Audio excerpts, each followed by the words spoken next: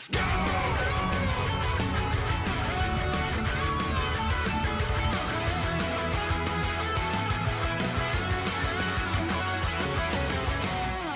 We're sitting here at a point where Marvel Vs. Capcom Collection is one of the fastest selling fighting game collections that Capcom has ever produced. It is on track to selling a lot, potentially over time. It's doing very well within the period of time that it has been released. That being said, what happens next, man? We see the toys, we see the update with the music, we've made videos on that before. What the hell happens next, man? Like, they keep doing all this, like, weird teasery shit. What's next for Marvel vs. Capcom? You're not gonna release an MVC game with Tokon, that just seems stupid. That being said, we kind of have to go back to some interviews and things that were said directly from Capcom developers. Back when the MVC collection came out a year ago, who was it? Virginia did a interview with Matsumoto-san a little while ago from Deserto. There were some interesting talks about MVC, the fans at large. The interesting stuff is him talking about the relationship with Marvel and kind of like that ongoing relationship from the past and moving forward and everything like that. Matsumoto's told us something surprising, that Marvel's very much aware of the vibrant community of MVC players. This is a year before like Tokon was announced, right? And they still pay attention to competitive tournaments despite the amount of active games in the series being well over a decade. And according to Matsumoto-san, both sides were keen on bringing this collection to life, and based on our conversation, it looked like future projects might hinge on players' overall interest in the collection of arcade classics. Selling 1 million copies in the shortest period of time of any Capcom fighting game. Okay. When it was $50? Okay. In terms of past Capcom developed Marvel titles, this has been something that myself and the team have been waiting to re-release for years. It was a matter of timing and making sure that everyone was on board. We actually have been in talks with Marvel for years now to see whether we can make it happen. They were also on board because of that. It's kind of like the stars aligned. The timing was great, and now we're actually able to bring it to life. We're all very excited, and some of the inspiration about doing this was that Marvel took notice of the community-based tournaments at places like EVO. With Ultimate Marvel 3 and other Marvel tournaments happening, they know that people really love the series and really want these games to be available on modern platforms, so now is the chance for them to do so. There's a lot of things the team wants to do, and we have a lot of love for Ultimate Marvel 3. Not just that, other past fighting games that may have not been supported with rollback or are available on current platforms. There's a lot we're looking forward and big dreams, and now it's a matter of timing to see what we can do one step at a time. Chat, did you read this? Again, the date on this is from a year ago. This is from like an EVO interview. And we have a lot of love for Ultimate Marvel vs. Capcom 3. Not just that, a lot of other past fighting games that may not have been supported. He's literally talking about Capcom Fighting Collection 2. This interview took place about a month and a half before Capcom Fighting Collection 2 was announced at a Nintendo Direct. There's a lot we're looking forward to and big dreams, and now it's a matter of timing and seeing what we can do one step at a time. That timing thing, now, at least to me, with a little bit of perspective, this line makes a lot more sense. They can't just be throwing stuff out all the time because Marvel has plans. Sony has plans. There are other games. There are games that line up with big marketing efforts around movies, around shows, and whatever, yada, yada, yada. Like, there's a lot of things that go into play regarding the release of a game. And the timing for Marvel vs. Capcom, this collection had its time. It was 2024. It was 2024 and like early 25 when it was released on Xbox, right? And then 6 months passed, and guess what happens? There's a new fighting game made by Sony and Arc System Works. That's a Marvel fighting game. That's crazy. So right now, it doesn't seem like it's just going to be MVC, like a whole bunch of Marvel vs. Capcom stuff all the way to, you know, whatever. It doesn't seem like we're there yet. It seems that things need to sort of line up. It's just going to take time. And the last thing that I feel Capcom wants to do nowadays is cannibalize anything else. I think we have learned in this industry that giving games space to exist, like you cannot have fighting games stepping on the toes of other fighting games. That doesn't work for anybody, right? Having one game do really good, like, will help other games also do well, you know? It will. And it's just that when they're competing against each other, it's kind of a big pain in the ass. This is a very interesting line of dialogue with the perspective that we now know that Arc System Works is making a Marvel game, dude. Maybe there's an opportunity for a new MVC game. Maybe there's an opportunity for a new Capcom-based SNK game. Matsumoto-san says, I don't know, but if it were to happen, that would take some time and effort in order to create and release those kind of games. But the short term, with what we can do now, is at least reintroduce a past legacy of game to a new audience, to people that may not have the opportunity to play it because it may not be on modern or current platforms. Well. Everything we are hearing in this interview is starting to line up, man. Another big Marvel game is dropping in 2026, dude. It ain't the one you think it is. They need time. They're going to be doing their own thing. We cannot expect things to just be dropping and happening all over the place. And it almost feels like there was an attempt from Capcom to really get out of the way of shit, because Capcom Fighting Collection 2 and the MVC Collection happened pretty close to each other, man. What we can do at least now is show that, hey, this stuff exists. We love this stuff. We hope that you do too. And maybe sometime in the future, if people get to familiarize themselves with this series, there could be future opportunities to make bigger games. Here's what's good and bad about this line of dialogue. If people get familiar with this series, and by people getting familiar with this series, you know what that means, chat? And this is what that means in Capcom terms. 5, 10... I have $15. Unfortunately, I wish I could tell you that the Capcom test doesn't exist. The Capcom test exists. It literally does. It literally does, dude. It exists. It always has existed. It was the thing that prevented Darkstalkers from happening, and whenever Darkstalkers got a chance to come back and be a thing like 4 times over, it just never made that much money. And that does not put higher-ups in a confident position of like, let's do it. Like, the Capcom Fighting Collection eventually selling, or the Marvel Fighting Collection, right? Eventually selling 1 million units faster than even Capcom Anniversary Collection is crazy, dude. Is crazy, because these games have legs. Like, even Marvel vs. Capcom Infinite, of all games, had legs. Goes on to sell like 2.5, 2.6 million copies. Sold nothing at launch, dude. Friggin' nothing. Sold like a couple of 100,000 units. This sort of makes sense.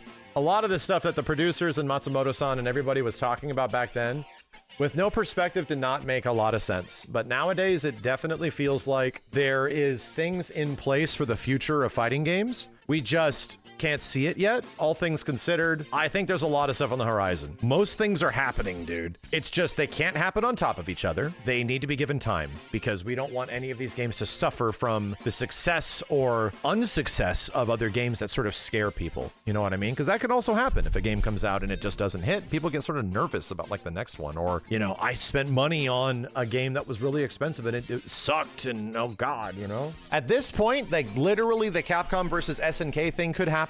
There could be like something. All I have to say is that I think MVC could happen in the next like 4 years. It could be in Capcom's next big fighting game. Absolutely could be. But we also don't know what the hell Capcom's making, man. This stuff was all in development, and they didn't know if it was going to be successful until it happens. All things considered, who knows what other games Capcom was in the process of designing when they were doing Street Fighter 6, if they had any other plans, any of that kind of stuff, right? If Capcom vs. SNK 2 is a thing, if something that brings back Power Stone, I don't know. I don't know if they're going to do that. It doesn't seem likely that a brand new Power Stone, much less a brand new Project Justice, would become a thing. There's very few big Capcom fighting game franchises they could do. Darkstalkers is one of them, and was also re-released by the same devs in Capcom Fighting Collection 1. There's one more interview. This one from IGN. I remember this being a big one, dude. So if we go towards like the end of this video, there's a pretty good question. By the way, these were actually really good questions from IGN as well. I think this is Jurassic Rabbit. He's like the fighting game guy at IGN with some very, very, very good interviews whenever he gets devs in hand. So the mainline Street Fighter series has kind of historically not included any guest characters. So I was just wondering, what changed to finally open the door for guest characters to come in, and is that door open so much to the fact that, or to the way that other fighting game properties might find their way into Street Fighter? So Terry and I are joining the roster in the starting from the year 2 lineup, which is relatively early in the lifetime of the game. It's at the end here, chat. Let's just let it through. We were all very excited about the positivity that we saw online once we made the announcement. We're very much looking forward to actually seeing people play with these characters, and based on that reaction and based on how people are engaging with these characters, we would like to consider other options maybe in the future. Also interesting to think about with some perspective now, right? Because after this, Ken would go to be announced in SNK. But check that out. Listen to that. Listen to this response. And based on how people are engaging with these characters, we would like to consider other options maybe in the future.